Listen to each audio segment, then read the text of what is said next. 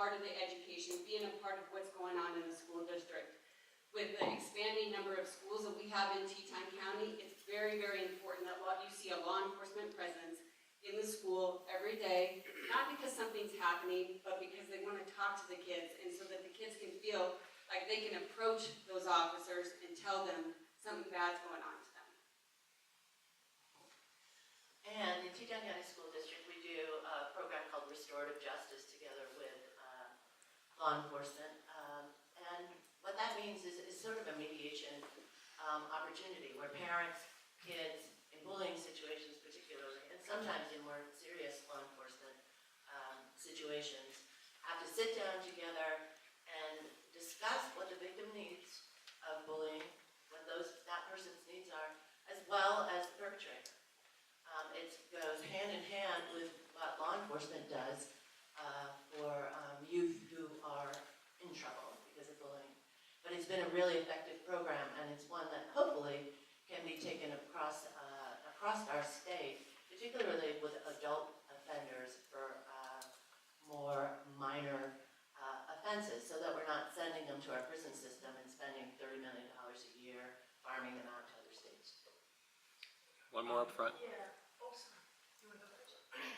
Oh, I was just going to tie in, segue there.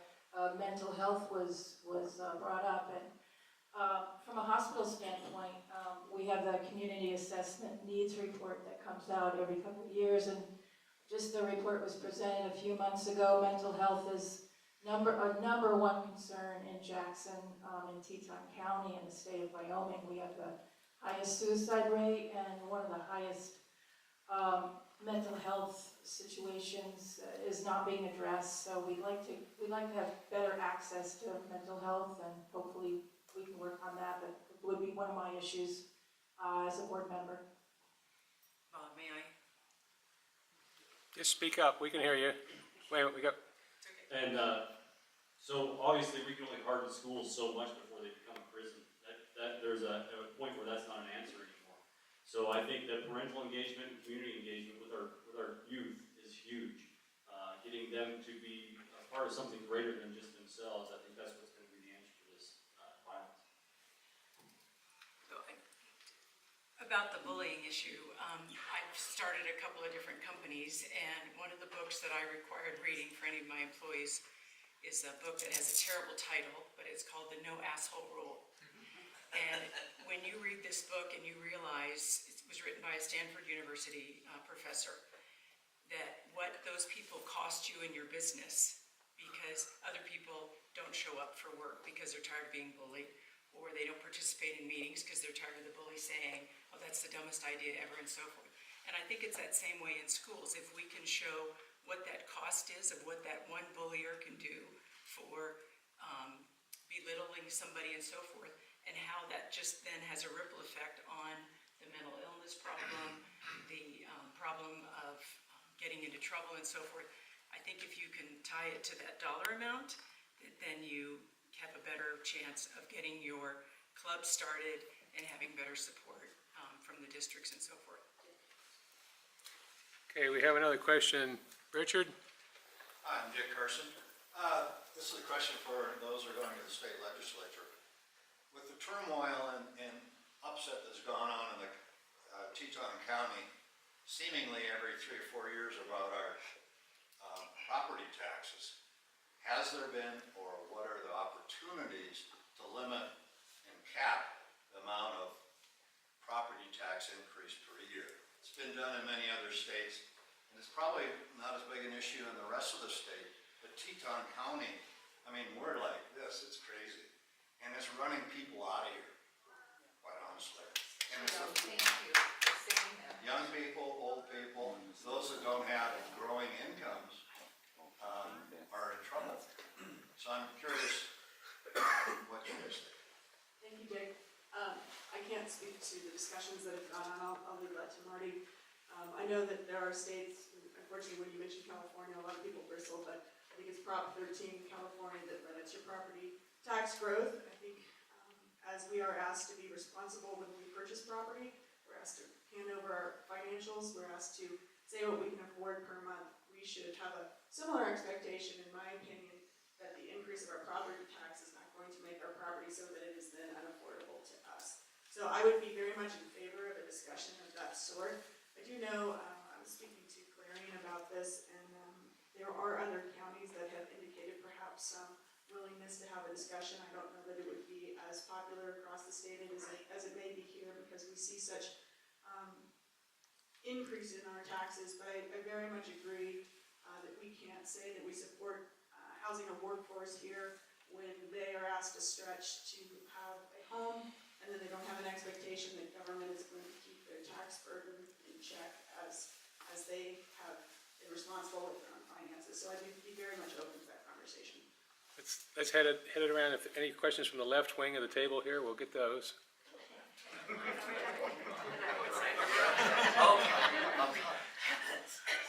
With regards to the property tax problem, there's a constitutional prohibition on not assessing at fair market value.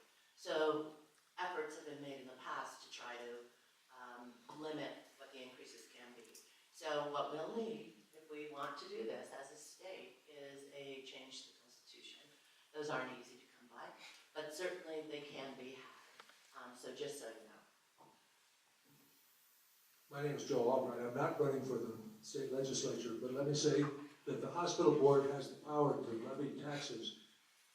We were given the statutory right to increase taxes with the permission of the voters back in 1976.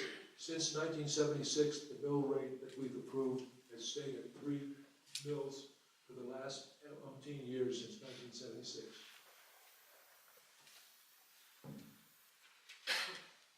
I speak about this quite often, the property taxes in, not just in Teton County, but across the state are very high. There's a report out there called the Rich States, Poor States Report. You can go online and read it.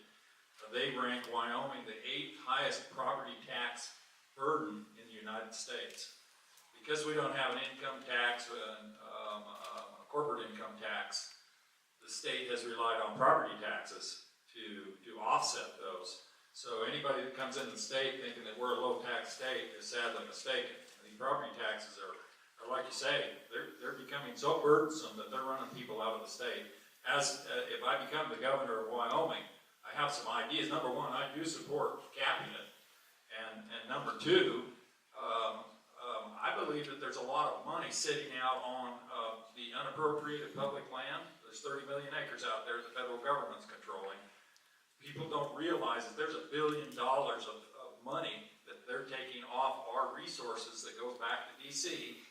I think that we could take some of that money and use it to offset some of the property taxes. That's what I'd like. I'd actually like to see the property taxes go down, not just cap them. I'd like to see them increase.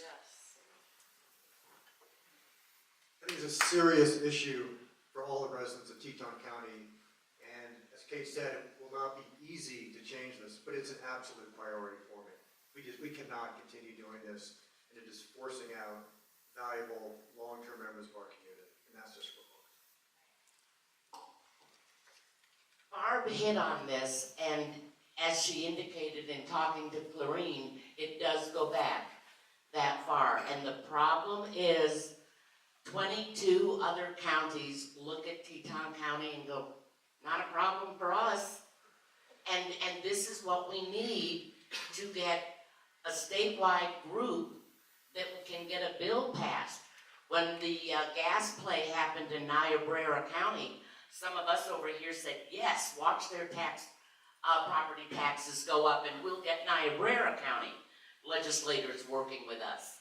But they haven't experienced the increase in assessed valuations that plagues Teton County.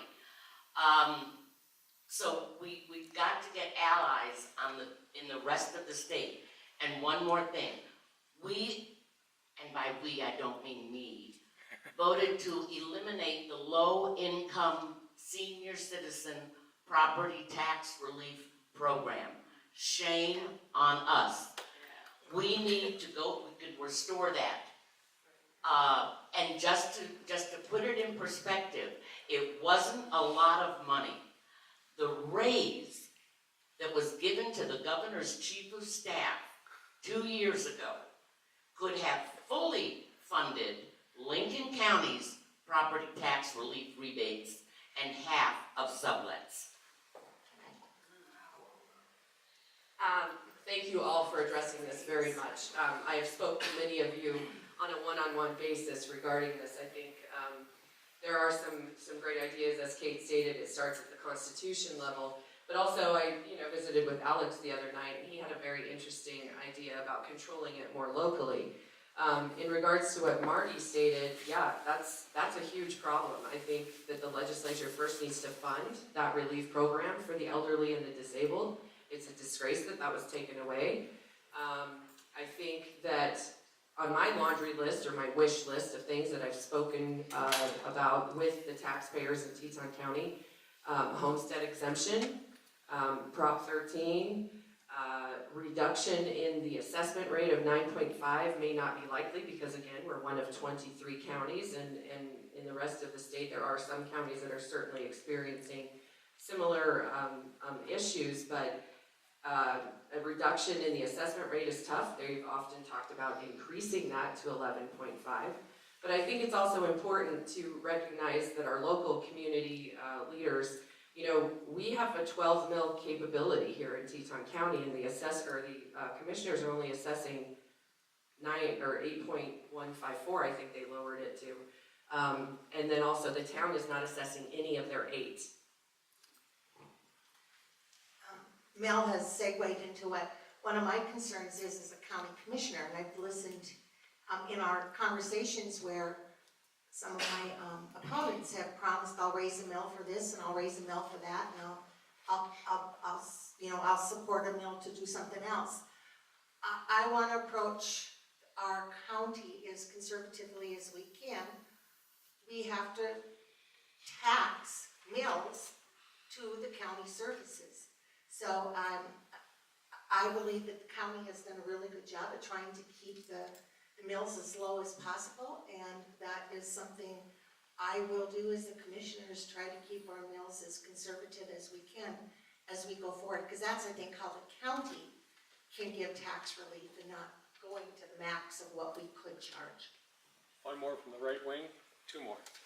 3 more. 3 more, thank you. Short. Okay, cool.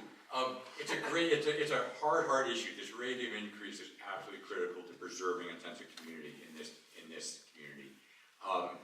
One of the comments that Marty mentioned about removing that senior citizen relief program, it was one of 3.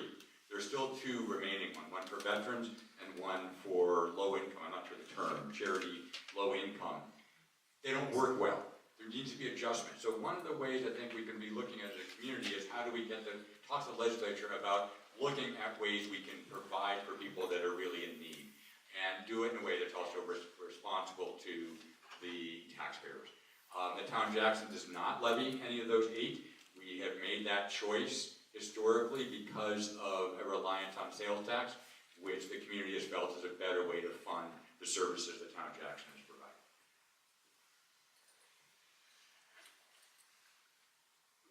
What's happening is really horrible because most of us are not seeing our incomes go up as rapidly as property values. The question is, what's the root cause of this? And the root cause is that if you go back, say, a generation, Jackson Hole was pretty isolated from the rest of the country. And what's happened in the last several years, as technology has changed, as these devices, as the internet, as our air service has knitted us closer and closer to the rest of the world, what's happening is people with tons of money are coming in here at a very rapid rate. And there are these forces that are pretty much outside of our control. And the real fundamental question that faces anybody in elected office, and more importantly, that faces all of us as a community, is how do we take those forces and make them work for us and not against us? How do we do a martial arts kind of thing and use those forces against the things so that we can maintain the values that we really care about? It's an incredibly challenging problem. There's no blueprint out there, and it's something that if we are going to be responsible elected officials, whoever gets elected up here, are going to do, we have to bring the community together to start thinking about how we can use those forces to create the community that we really want, rather than the one that flood of money is going to force us to become. Okay, I'm going to I guess first off, let me say that Kate and I both sit on the school board. I want to remind you all that the school board actually reduced taxes by 0.4 of a mil this year, 1/10 of a mil from the higher education collaborative we have with CWC, and 0.3 of a mil from the rec district. But I want to remind you that school funding is based on what I refer to as the Robin Hood principle, where you take from the rich and you give to the poor so that we're all equal. So Teton County is considered to be a recapture district. We are the only district in the state that actually sends taxpayer dollars back to the state. There are other recapture districts, but they're sending oil and gas monies back to the state. So this year, Teton County will be sending somewhere between $7.5 and $8 million of your taxpayer dollars back to the state to be redistributed to other districts around the state.